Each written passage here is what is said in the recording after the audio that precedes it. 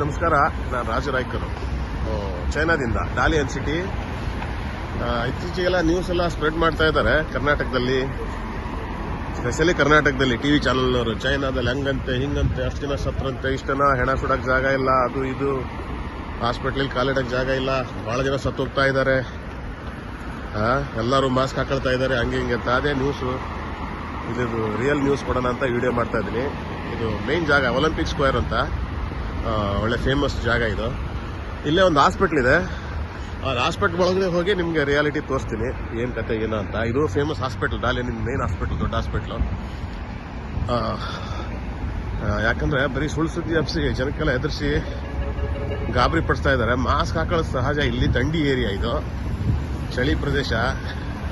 ಆಮೇಲೆ ಕೆಲವೊಂದು ಫ್ಲೂ, ಜ್ವರ, ವೈರಲ್ ಫ್ಲೂ ಅವೆಲ್ಲ ಬರೋದು ಮಾಮೂಲಿ ಚಳಿಗಾಲದಲ್ಲಿ. ಕೆಲವೊಂದು ಸಣ್ಣ ಪುಟ್ಟ ಬಂದೇ ಇರ್ತವೆ.